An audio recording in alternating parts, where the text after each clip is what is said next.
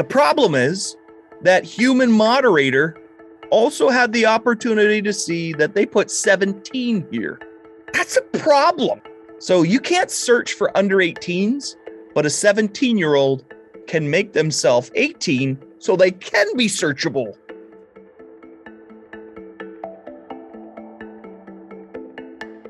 We are going to be doing a very special segment today, and we're going to be continuing this segment called Let's Take a Look At. And in these segments, we are going to be showing you in depth, very risky apps that you as a parent or you as a caregiver should know about as far as your children's phones, devices, tablets, etc. Let's dive in to today's app. It's going to be Wink. Now, if you haven't heard about Wink, you wouldn't be alone on that. It is fairly new on the scene. It is just kind of taking off. Now, it's got a lot of ratings here on the App Store. That's because on the Android version, there are 1 million downloads. And yes, you are looking at that correctly. It says this is for teens. I don't think this is appropriate for teens. I think that if you're allowing your teen to go on here, you're basically allowing your teen to be exposed to child predators. You're allowing your teen to be exposed to other types of predators, like financial predators, scammers. In the 10 to 15 minutes before this, I did some testing with this to kind of go through it and make sure I knew what I was talking about. But what I found was surprising. Now, I'm going to first start off with, let's just go through this information section here. This is Android version that we're looking at on screen. Now, this is a simple app. This is essentially for teens that are wanting to do online dating. This has a lot of similar features to Tinder. And it will surprise you what it says in their community guidelines. So it says that Wink is the best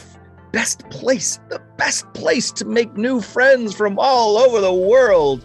And it's absolutely right that if your child is connecting on here, they can essentially be putting their country as any country in the world. And they can also be connecting with people from countries all over the world. So location is irrelevant with this app. Although it will, if you identify that you want to search for people within a certain country, it will show you people in that country. It's as easy as swiping, and it sure is. It's a swipe left or right. You can find yourself a potential new bestie. A swipe right and left through tons of faces. So this is very superficial. It is essentially presenting a profile or a profile image and giving you a little bit of information. And you'll see it's very much like the Tinder interface. So you can pretty much, from uploading this, downloading this app onto the phone to chatting with someone, it can literally be minutes. So it is very, very risky. On the financial side, these gems and their in-app currency is also a risk for a child. This is something that allows for, if a person runs out of swipes, for instance, so they swipe on a number of people, they can essentially add some of these in-app currency to purchase extra swipes. And that can turn into a recurring billing happening. And they said that they want people to be safe. They have community guidelines. And look at this. Wink is for friendships only. Friendships only. If you don't know, friendships only means that you need to be 13 years old. So their community guidelines here on their website, be yourself. They have wink photo guidelines. No photos in underwear, shirtless, underwear, mirror selfies, no photos in bikini or swimwear. No pornographic material. I've already seen shirtless and people in their underwear on here. And I've also seen solicitation happening. In the 15 to 20 minutes that I have already spent investigating this app. No graphic hunting photos, no gun photos. Respect everyone always. Don't do anything illegal on Wink. No soliciting. Report suspicious activity. 24/7 moderators. And yes, Wink is for 13 years and up. 13 years and up. You're going to put a 13-year-old in the same room as an 18-year-old. And you're also going to allow adults to see those same 13-year-olds. So what happens here, I believe, so you can't search for anybody less than 18. Now, what I believe is if you set your birthday to a certain date, and I'm going to try it, and who knows if it's going to allow me to do this, that it will essentially bundle me together with other under 18-year-olds. I'm not positive about that, but what I have already seen from my short experience on the app thus far, I have seen, I'll show you an example. So I didn't realize when I first downloaded it that this was for 13 and up. I thought, oh yeah, this is going to be a 18 plus app. Nope. So this was earlier. This was earlier today. So we have a problem already. So as you can see, this is a person that is purportedly 18 years of age. And what this little symbol here means is that they have verified their picture. So their picture is verified. So a human moderator took a look at their picture. The problem is that human moderator also had the opportunity to see that they put 17 here. That's a problem. So you can't search for under 18s, but a 17-year-old can make themselves 18 so they can be searchable. Or I guess any person, any age could be using this app, because the age verification on here is pretty much nil. Here is the next person. So we found a number of these, basically, 17-year-olds that are saying that they're 17 inside the system, and the people who moderate this system, seeing that they're 17, are verifying. They're verifying their picture, and essentially they're not verifying anything else in their profile. Here's another one, again 17, and then obviously looking to be older.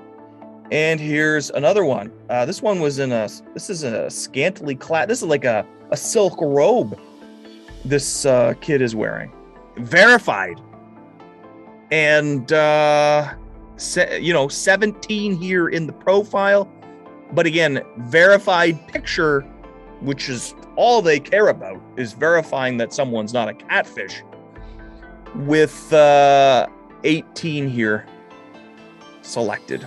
Let's get into this app. Make sure you're downloading the 65 Square app. The facial analysis app is ready for you to be downloading.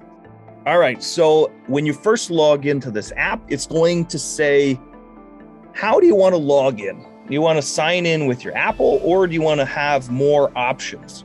So essentially, a child or anybody can be using Snapchat to log in. So that's connected. So if a child already has a Snapchat account, they can be logging in. They can just have a Google Gmail account. All right. So all I did was it prompted me with basically a selection of email accounts. All right, so that would be a 10-year-old, 11-year-old, 13-year-old. And please confirm, okay, that's my age. What's your first name? Let's say it's June. Sure, I live in Canada. And let's say I'm female. I didn't line up any female pictures to put in here, but it wants you to add a female picture. So I only prepared a child predator picture. So you can skip to put your username in here. I want to meet guys. And so look at that. It's interesting. It's only allowing me to be within. So imagine I'm a 40-year-old man pretending to be a girl with a child predator's photo. And now it's allowing me to go and basically be in this little 13 to 17-year-old age bracket. And here we go. Now we're able to now have access to children. And this is not good here. All right, so let's just swipe on pretty much everybody. This is a 15-year-old kid. This is a 16-year-old kid. This is a 14-year-old kid. He says that he's not gay. 14-year-old kid. 15-year-old kid. So this is essentially what you're prompted with when you first log onto this app.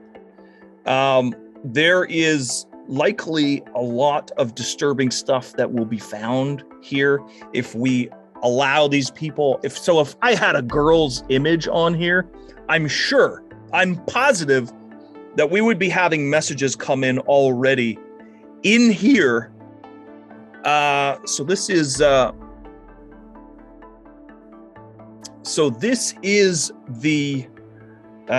this is where messages will come in. And I have no friends, but this is like a place for like friends to show up. And then here's what my profile looks like. And that's fairly it. It's fairly simple. And when a person is on here, they can also filter to select a range. People, I guess, aren't understanding that this is like something that's for age 13 and up. But it's obviously something that people are thinking that they need to be concerned about, not putting the accurate age in here. Because if this person is putting their birthday as in 16-year-old, and then they're actually saying, oh, I'm actually 15, guess what? That's problematic. I wonder if it will allow me to change my birthday. No, it won't allow me to change my birthday. But Roman Polanski here, after a certain number of swipes, you'll basically be prompted with, so let's see if we can get to the part where it shows you for a prompt that you've run out of likes. So quickly do this and swipe through all these people. And I just saw a 12-year-old, I think. Oh, out of swipes already. What was that? I'm not even sure what that was. That was probably about 20 swipes. And it doesn't allow you to have any more swipes. So after that, to get more swipes, you have to basically make some purchases now. You can also collect these diamonds, but this is essentially their business strategy here. So they aren't serving up advertising right now. It wouldn't surprise me if at a later point they started serving up advertising. But right now it's sort of a freemium business model that they are doing. And that's the app in a nutshell. We have a number of problems wrong with this kind of app. We have the ability to communicate, the ability for an adult to pretend to be a child. You saw how easy that was. You saw exactly how easy that was. Now, take it to the next level. Take it to the next level and put yourself in the mindset of a child predator. If I'm a child predator and I want to get something out of your child, guess what I'm going to do? I'm going to put the most attractive pictures up there. So I'm going to go on Google. I might even create a separate social media account with some attractive person's pictures. And then I will then create this fake persona of this fake 13 to 17-year-old child. And then guess what? I'm going to pretend to be that child. If I am so malicious that I don't even care about the types of criminal acts I'm going to commit, I might, if I'm a predator, I'm going to use this app to try and get stuff from kids. Now that is the mindset of what the people are going to be using this kind of app. That's their mindset. And I think that you should be alarmed if you find your child using this app. Primary means of communicating on here is with text. And when someone has the ability to send custom text, they can, try and get that person off platform. So one of the other issues, I guess, related to that is the ability to put other profiles in your Wink profile. So if you're a child and you have the ability to put your Instagram on there, or you have the ability to put your Facebook, or not a lot of kids are using Facebook nowadays, I guess.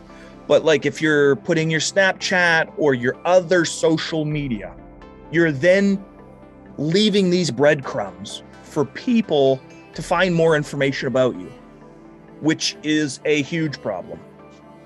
Risk number one is grooming. This is a great place for a child to be groomed. There is, I would say, if you're a child and you're on a place like this, you're likely in a position where you're looking for something. You're feeling some kind of void. And that's really where the problem is with these kinds of apps, because then we have people who want to fill that void, and that is troublesome. As I already said, accidental oversharing. So if you're a child and you're giving away your Facebook profile or your Instagram profile or your Snapchat, whatever it is, you're putting that inside your profile to begin with. People have a lot of information about you that they can go out and search for and probably manipulate you into doing grooming or manipulate you into other types of risks. So the sharing of private information or oversharing of information can be a huge risk. And it's a huge risk in conjunction with other types of risk. So inappropriate content is one. So if I am a predator and I'm looking to groom your child, there's a couple ways that you'll see predators doing that. First is, and you have to kind of back it up to think about what it is that the predator actually wants. If this is a predator that's on the opposite side of the world, 9 times out of 10, they're just looking for nude images out of that child. 9 times out of 10.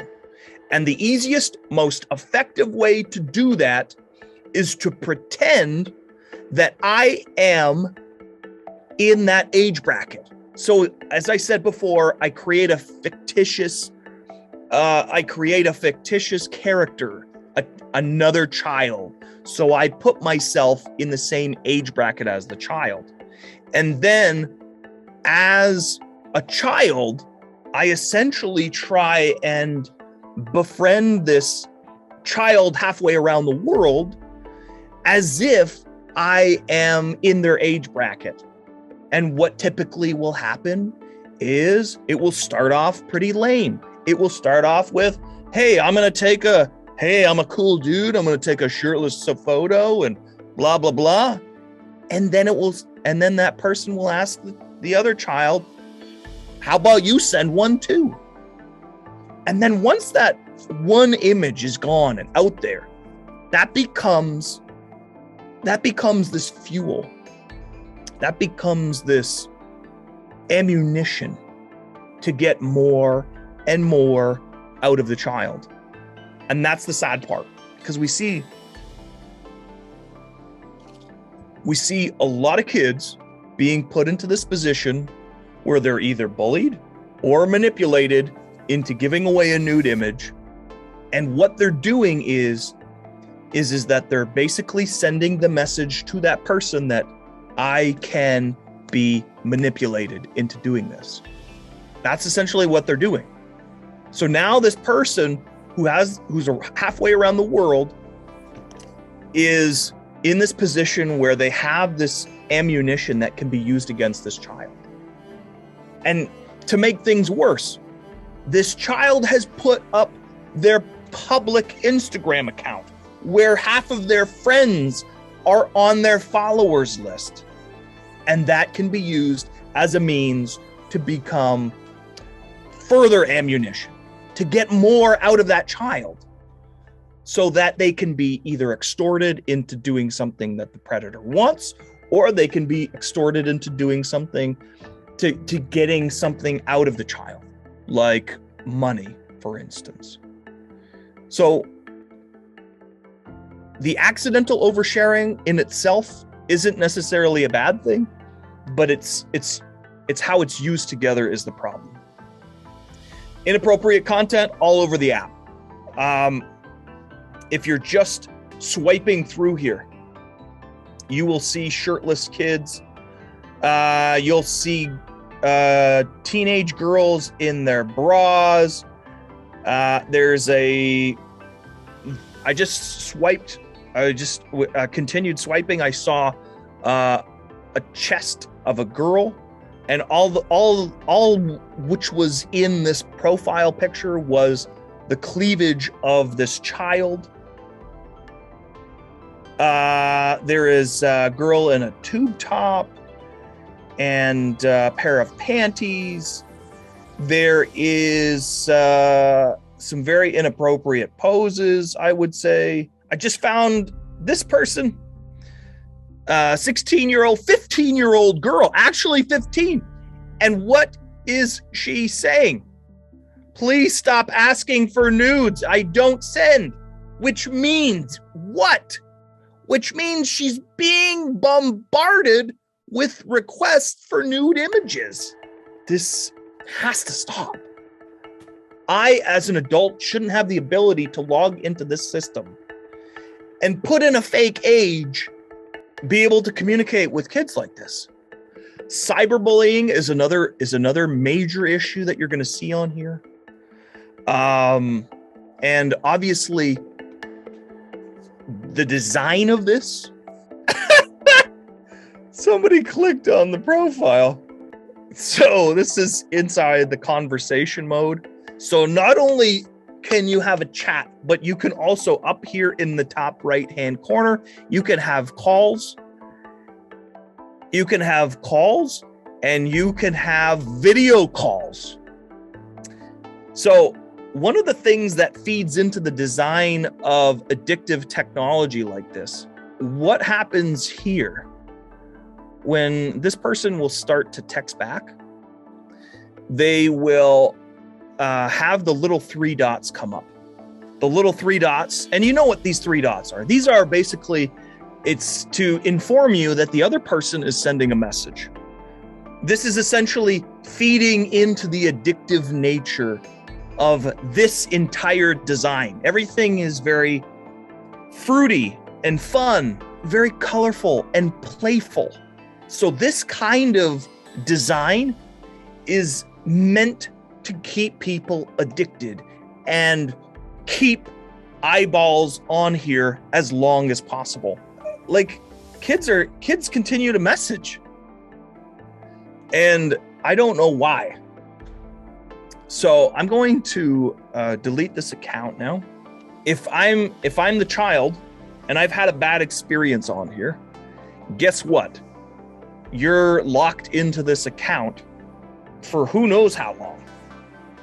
So you have to basically type in delete, and it says error account setup still in progress. Who knows how long that goes on for? So that's another issue. It's wanting to keep you engaged. It's also several times had a pop-up saying, do you want to turn on notifications? Again, part of the addictive nature of these kinds of apps, which is, obviously a problem. Excessive screen time for any child can cause, many other issues aside from all the issues we've already talked about, such as, depression or continued anxiety, or these ups and downs with their emotional level and state. So it's something that I would encourage you to look out for as far as your child and your child's devices. Wink is what the app is called, and it is now playing on your child's device, whether you like it or not, unless you do something about it. Thanks for watching. Make sure you get on HelpUsDefend.com for more, and we will see you next time.